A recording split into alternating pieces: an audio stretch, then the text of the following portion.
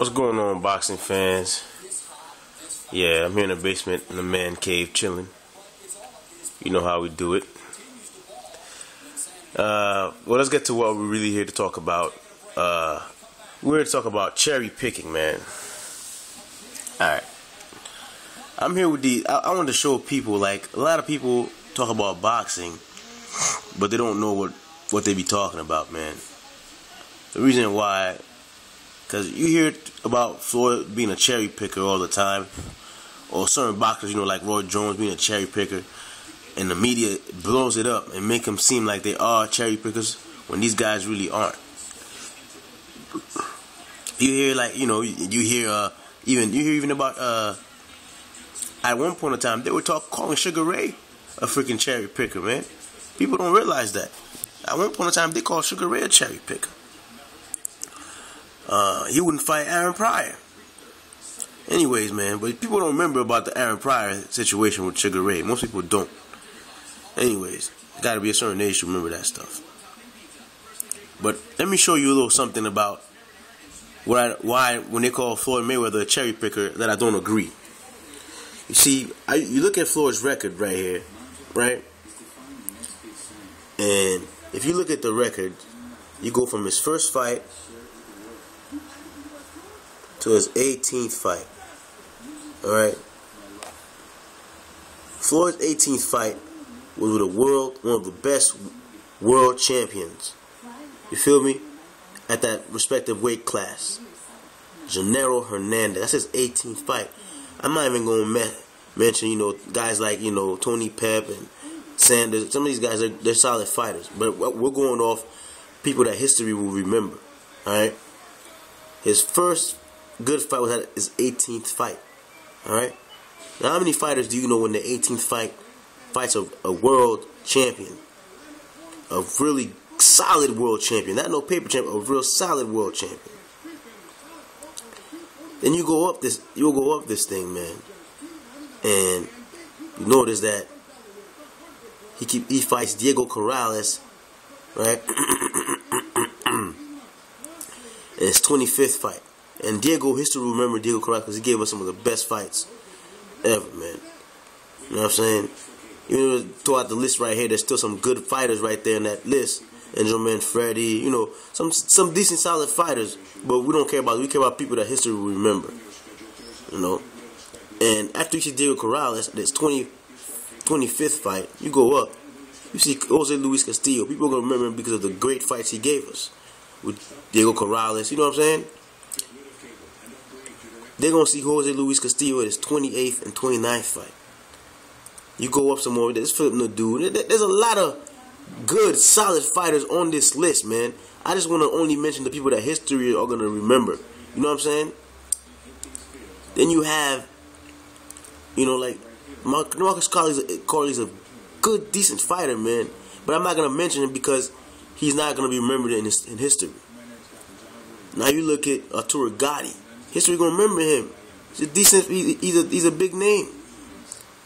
Then you got Zab Judah. Carlos Baldomir. Also, these are all in his 30s. Look. These are all in his 30-ish fights. You know what I'm saying? Look at these names. Arturo Gatti, 34th. Zab Judah, 36. Carlos Baldomir, 37. Also, 38th. Rick Hatton, 39. Juan Marquez, 40th. Shane Mosley, 41. You see what I'm saying? And all this started from his 18th fight. You know what I'm saying? Usually a cherry picker will go to like 20 fights, 30 fights, 20 fights without fighting somebody with any name. 20-something fights. Now, let's switch over to Pacquiao's record. Now, we're going to see the difference, man. Now, if you go to Manny Pacquiao's record, as you can see here, from the beginning, 1-0, you go up, some of you won't know who these guys are, you know what I'm saying? And I know a few of them because some of them were actually Olympic fighters. Because I watched boxing in the Olympics as well. And some of them were Olympic fighters. I don't know who they are. They're decent fight. Is a decent, probably a D minus class fighter. But if you look 18th fight, who the fuck is Wook Kee Lee? Y'all don't know who that is, right? Now let's keep going. Who are these people? 26th fight. Who the hell are these people? Do you know them? 29th fight. Who the hell are these people? 31. Who are these people, man? Go back and look at them. You find one of them that's good. You know what I'm saying? You find some of them that are good, like Sanchez and a couple of these people that are decent fighters. But who are they? Who are these people, man? Look at this. Not until this man's 41st fight did he actually fight somebody of worth. Like 40, it took 40 fights. By 40 fight, Floyd was already a recognized pound for pound the best fighter in the world. By 30 something fights. But after fighting 40 bums, 40 D-listers, man. After fighting 40 D-listers, man, you come up and fight Marco Antonio Barrera. Alright?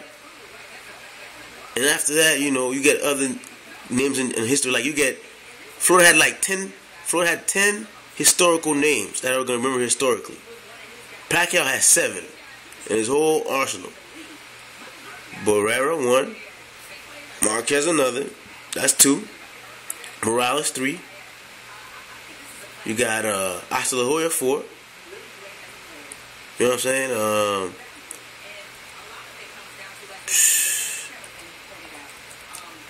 got Miguel Cotto 5, Shane Mosley 6, and I think Ricky Hatton 7. I don't ever count Antonio Margarito for anything because he's gonna be known as a cheater. And throughout history, everybody's gonna know him as a cheater. Nor do I count Joshua Clottey because he's also just a runner-up, just like DeMarcus Corley. You know what I'm saying? But if you look at his list compared to Floyd's list, his list is padded with bums. 40 bums, man.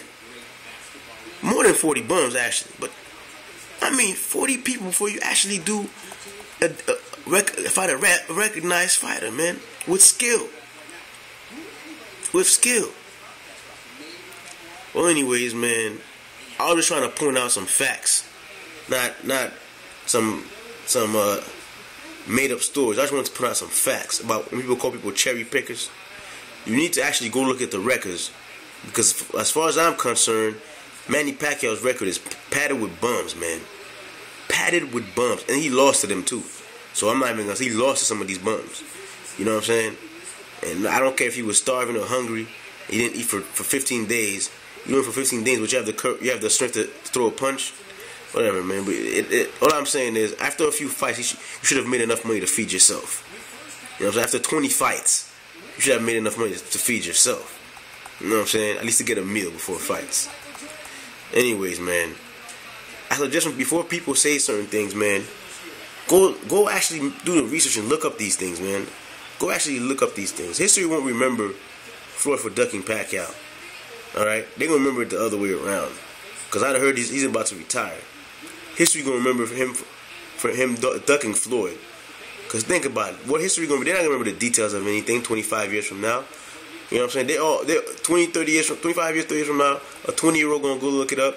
And what they're going to see is the fight was getting ready to be made. Floyd asked for a drug test. Manny said no. And then filed a lawsuit. That's what they're going to remember. They're not going to remember all the details and all this. Oh, he asked for 10 pounds or he wanted to weaken him for blood. They're not going to remember all that. They're not going to give a damn about all that. Tell you the truth. What they're going to care about is that he didn't take a drug test. And they're going to care about that some of the fighters Floyd fought and beat with ease. You know what I'm saying? Floyd fought he struggled with one Manuel Marquez. Floyd beat Marquez with ease. They're going to remember that. They're going to remember all the top names that Floyd fought and all the names that Pacquiao fought. And they're going to see that Floyd had fought more competition than he did. And just 40-something fights. They're going to look at all these people on this record and they're going to see nothing but people that are unknown. People they're going to try to look for and not going to be able to find. See what I'm saying? I mean, history is written by winners, man. Trust me. If Floyd retires undefeated, he'll be remembered greater than Pacquiao. I don't care what Pacquiao did. Alright? If he retires undefeated, he's going to be remembered a lot greater than Pacquiao.